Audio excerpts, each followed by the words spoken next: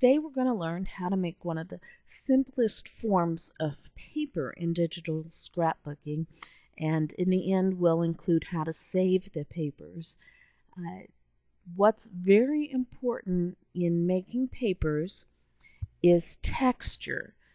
You just cannot put a bunch of flowers on a piece of paper or a bunch of stripes and call it a paper and think it's a good paper.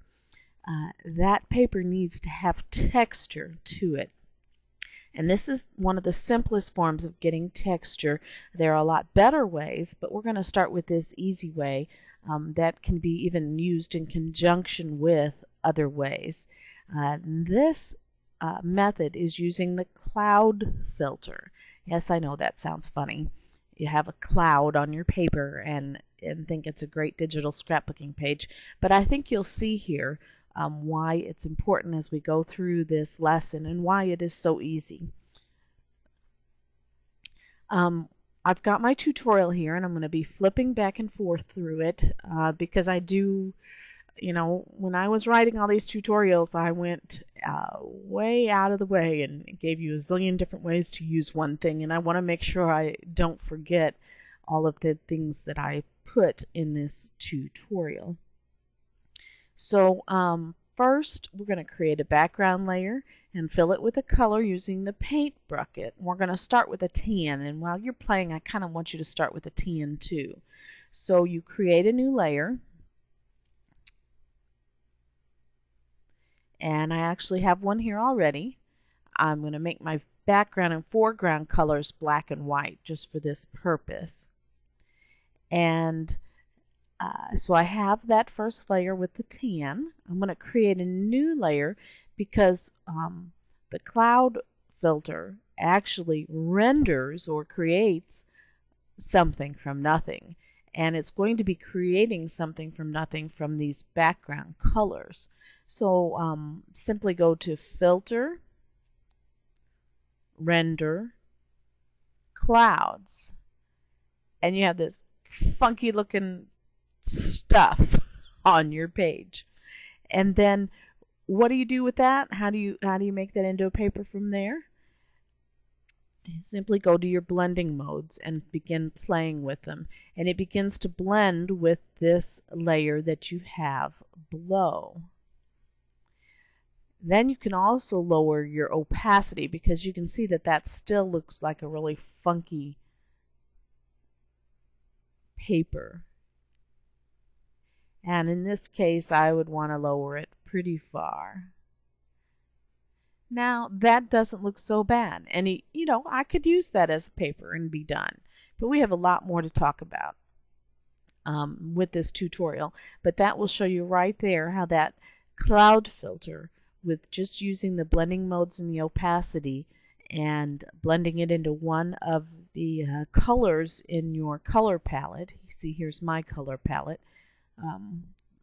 I could choose one of these. I've been playing with the purple a lot,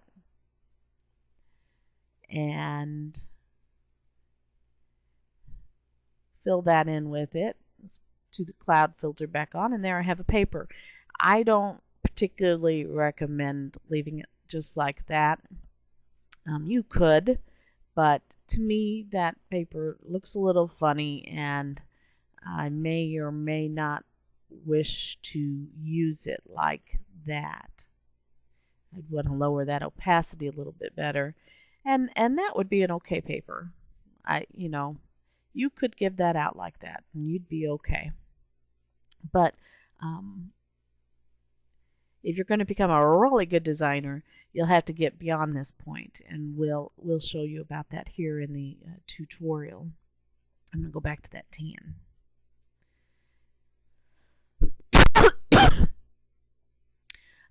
Now I'm going to make one of my background colors the same tan as the paper. So I have this as my foreground color, and this is my background color, and I'm going to get rid of this one. Let's create another new layer and do that clouds filter again. Since I've already run it once, I can run it again just by clicking at it here at the top. Once you run a filter, it shows up at the very top here, so you can quickly run it again without going to find it. And there this paper is. Looks a little bit better. And if I lower, let's go to the overlay blending mode and lower the opacity, you can see we get even yet another type of effect because it has some color in this layer here. Now there is a trick here. It shows right here to hold down the Alt key and you'll get even another effect. I'm going to make this normal just to show you the difference. Create a new layer, and I'm going to hold down the Alt key first and then go to render the clouds, and you'll see it makes almost like a heavier, darker look to it. There's the before and there's the after. Now you can render clouds on top of clouds and get even more effects. This shows to change the blending mode and the opacity. I've already done that. Try using the same hue with one lighter color in the foreground and background. This is kind of important. Let's take these off. I'm going to switch. So my foreground color is, my background color is now my foreground color. I'm going to double click on this white and click out here so I get this dark, so I get this tan color. And now I'm going to darken this up just a little bit by moving down. This is where that tutorial on the color wheel would come in handy for you. You would know that you would have to go down to make some paper darker or a color darker. Okay, so now I have one darker than the other.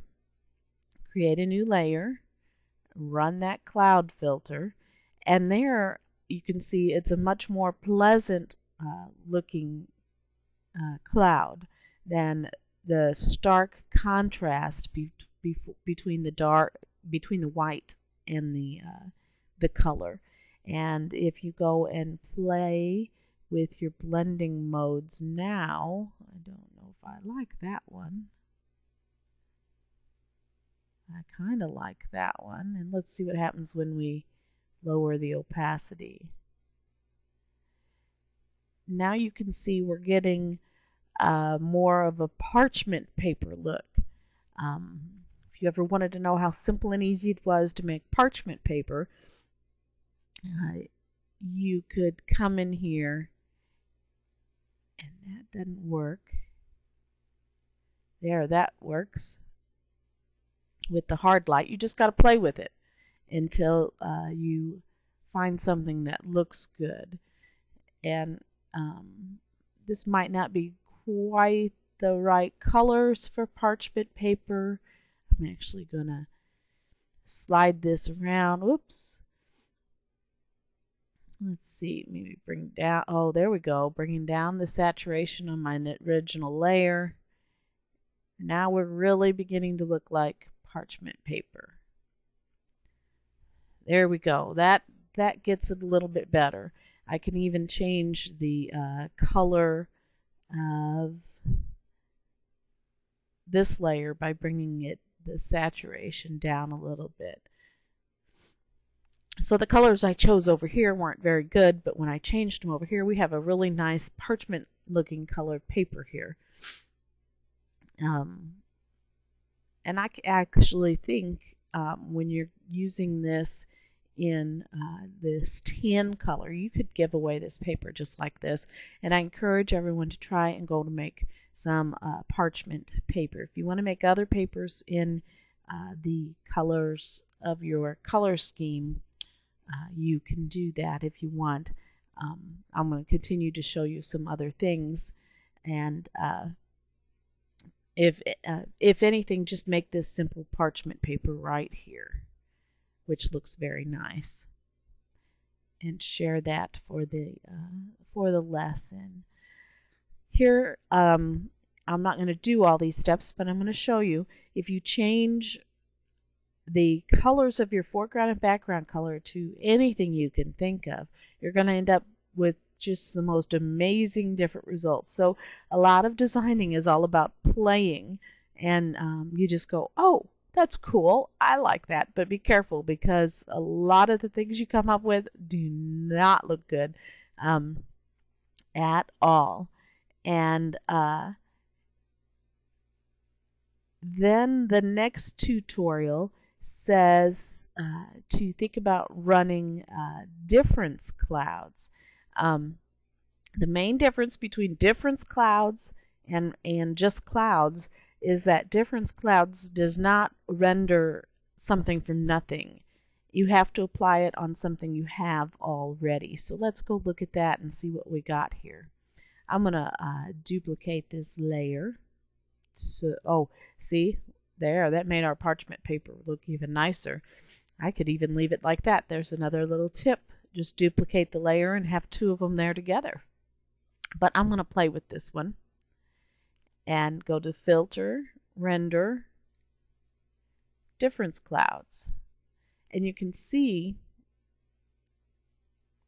well, it's lowered the opacity, so let's go back and look at what it did. This is what it did with full opacity. And it really actually brought in some very different colors. And you can go and run that again and get even different colors. Now see, I kind of like all those, and I'm wondering what those would look like if I applied them. So you just have to, yeah, see, and I don't really like it. But that is something you can do if you have other types of textures. It doesn't, this particular one doesn't look very good right here on this plain paper. Kind of looks like I have a skin problem. Don't use that one there. Okay, let's move on. Difference clouds works different in many of the same ways as the different blending modes that a color that is being blending. It subtracts from whatever is beneath it. So if I'm starting out, that's why you saw it turn from black to a lighter color. See, if I would run that again, it's going to do, well, something even, it's going to turn back to black is where I was going with it. Let's get this. And if I run it again, it's going to subtract again and go back to a more lighter color. So it subtracts. You'll remember, you got to go back to that color wheel tutorial I mentioned earlier already, that black has a value of 0, and therefore the foreground and background color is black. If one of them is black, some of the colors will not change. So if you have to use your noggin on this. You really do. Or you can just play around and see what happens. But if one of these colors is black, wherever the cloud that it's creating is black, it's not going to do anything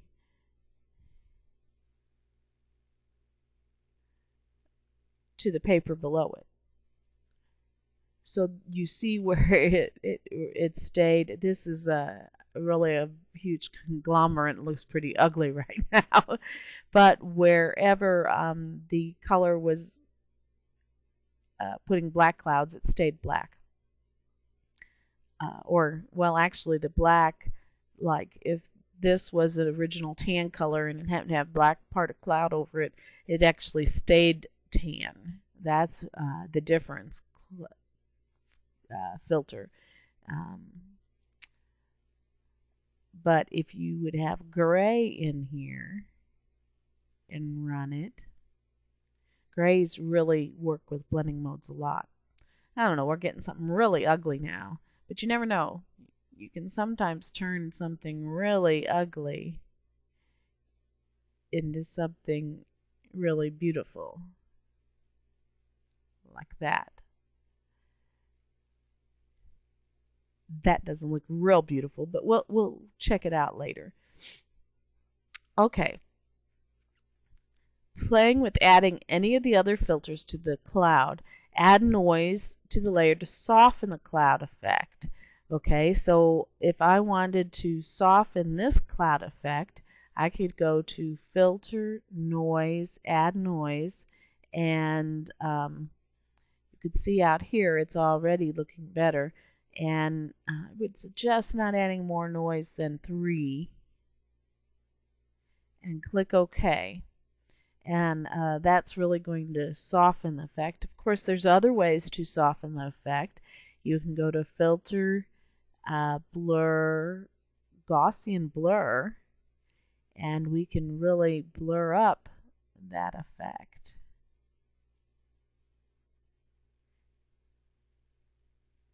And that didn't soften it a whole lot.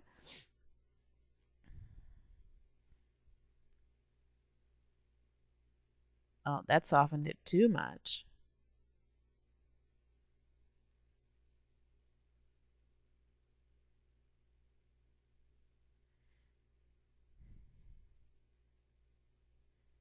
And there we have a new effect by using the Gaussian blur to really, you can see, let's go back without blending mode and see there's what it turned out looking like. So use other filters in conjunction with it. Here's something that I tend to like to do. Let me just show you it. I'm going to create a new layer, and I want to make this one slightly darker than the other one. I'm going to go to the rectangular marquee tool and just make a selection. It doesn't matter. I mean, it would be better if it was a perfect square like my paper. And I'm going to go to the render clouds, and it'll fill in just this little area. Actually, let's Control Z, undo that. I actually want to get the color of this paper and then get a darker color of that paper.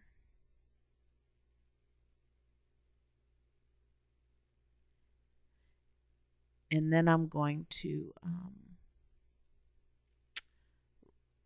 run the filter with those colors. Because you remember we found that that color there was a good color. So I have rendered these clouds. Control D to deselect, and so I have a little square now with this on here, and I can bring this up into the corner and make it larger, and you can see what a pleasant looking when I enlarge it from a small square, what a pleasant looking cloud filter that makes. And then you can go and blend it however you want to blend it with the other papers. It actually almost needed no blending.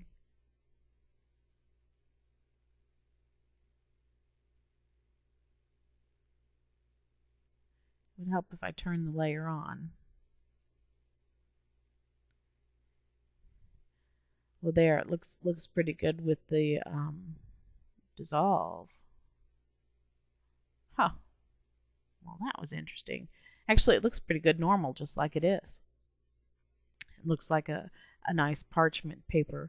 But if I would make that a little larger, and I think this needs to be a little bit darker. And then render those clouds. Control D. See how you can get carried away playing just to see what things look like. This is half the fun of designing. You have to have a lot of time. So I made that bigger, and that now I'm going to do the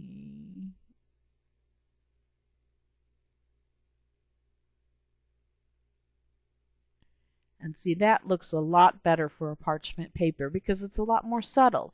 You don't have that starkness that you had in the other one. So by making it a square and then enlarging it, it actually looks a lot better, a lot more realistic, I think.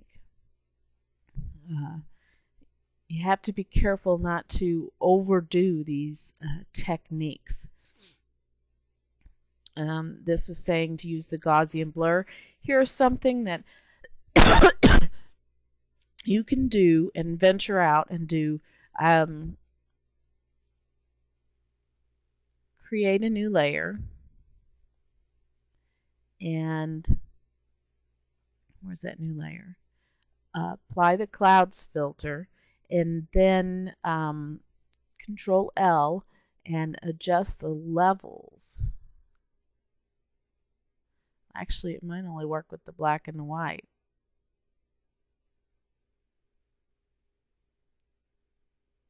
No, it's working with this. So you adjust the levels to take out some of the lighter colors, and then you can also adjust the contrast. Where is it?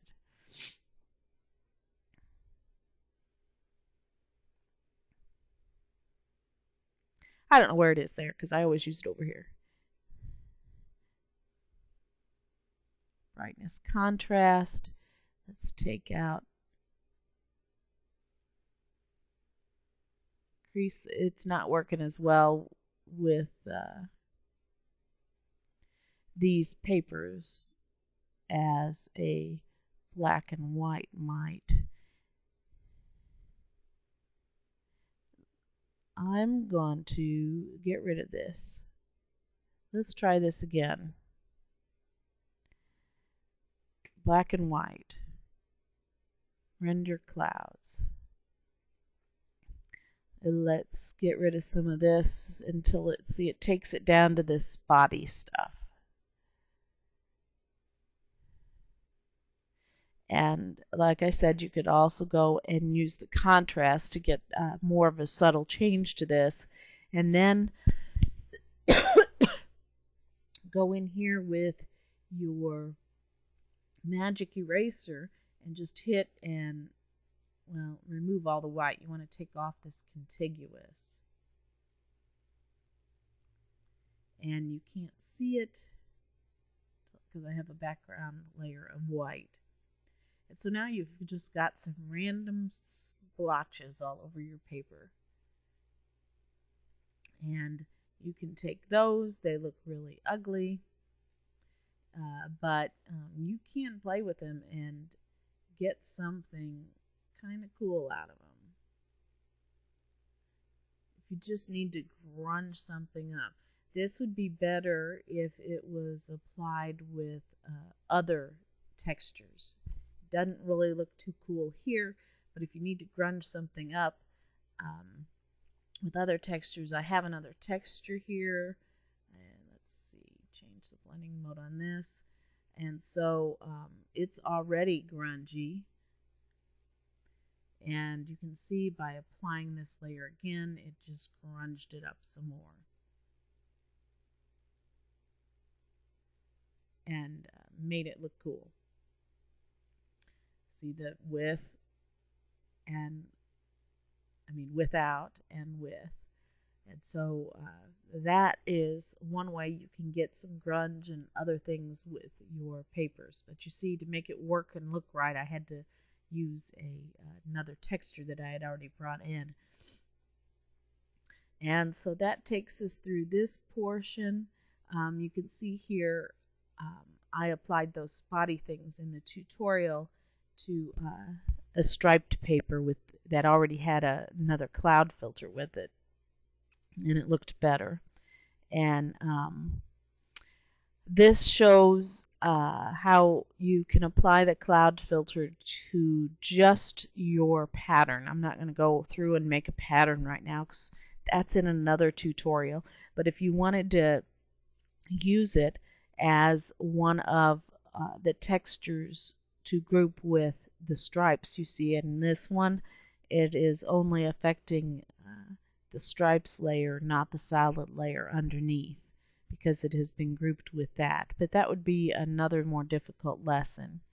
And this says here to make sure you use it with other textures. It works best if you use it with other textures. Here is,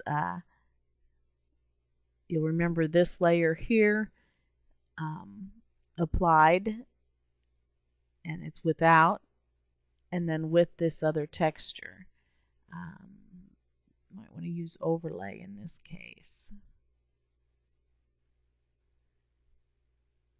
Without, and then with. It really gives different effects to the papers. There it is with multiply, before and after. And so you can really use these. What about this one?